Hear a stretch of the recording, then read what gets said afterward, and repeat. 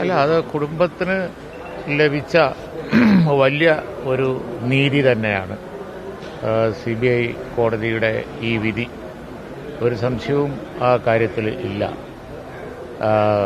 തുടരെ നടന്നുകൊണ്ടിരിക്കുന്ന അക്രമ രാഷ്ട്രീയത്തിന്, പ്രത്യേകിച്ച് CPMന്റെ നേതൃത്വത്തിൽ നടന്നുകൊണ്ടിരിക്കുന്ന അക്രമ രാഷ്ട്രീയത്തിന് ഏറ്റ ഒരു തിരിച്ചടി തന്നെയാണ്. യാതൊരു സംശയവും ആ കാര്യത്തിലില്ല. അവരാലോചിക്കേണ്ടതാണ്. എത്രയോ കേസുകളായി അനുഭവിക്കുന്നത് പല രാഷ്ട്രീയ പാർട്ടികളാണ് എങ്കിലും പല കേസുകളിലും ഏറ്റവും അധികം വരുന്നത് പ്രതിസ്ഥാനത്ത് അവരാണ്. ഇത് ഒരു ദയനീയമായ കൊലപാതകമായിരുന്നു. അമ്മമാരുടെ പ്രതികരണം ഞാൻ കണ്ടു. എങ്ങനെ സഹിക്കും? അതാണ്, അത്ര വലിയ നിഷ്ഠൂരമായ കൊലപാതകമാണ് നടന്നത്. അക്രമരാഷ്ട്രീയത്തിന് ഇതൊരു അറുതി വരുത്താനുള്ള ഒരു പ്രേരക ശക്തി ആയി മാറുമെങ്കിൽ, ഈ വിധി ഒരു പ്രേരക ശക്തി ഭാവിയിലെങ്കിലും തുടരാതിരുന്ന കേരളത്തിന് നല്ലത്.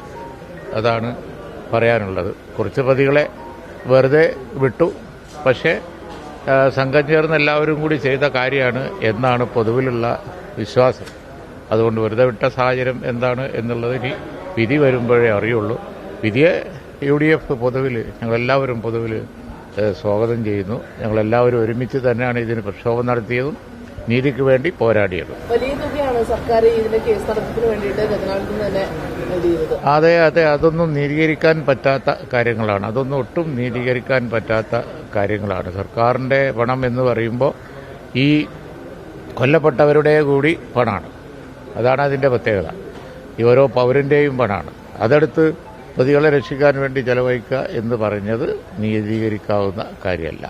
ഈ വിധി ഒരു പ്രേരക ശക്തിയായി മാറട്ടെ എന്നാണ് എന്റെ പ്രാർത്ഥന. സിയാലിന്റെ ഒരു താജ് ഹോട്ടൽ ഉദ്ഘാടനത്തിന് മുഖ്യമന്ത്രി പങ്കെടുത്തു.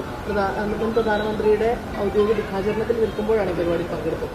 ഒഴിവാക്കേണ്ടതായിരുന്നു എന്നാണ് പൊതുവിലുള്ള അഭിപ്രായം. ഞങ്ങളും അഭിപ്രായം അതുതന്നെയാണ്. ഈ മൻമോഹൻ സിംഗ് കേവലം ഒരു വ്യക്തിയല്ലല്ലോ, ഏവരും ആദരിക്കുന്ന നമ്മുടെ മുൻ പ്രധാനമന്ത്രിയാണ്. അതിനേക്കാളൊക്കെ മോസ്റ്റ് റെസ്പെക്റ്റഡ് പേഴ്സണാണ് പല നിലയിൽ. അദ്ദേഹത്തിന്റെ ഈ ദുഃഖാചരണ കാലത്ത് പരിപാടി ഒഴിവാക്കേണ്ടതായിരുന്നു എന്നാണ് അഭിപ്രായം.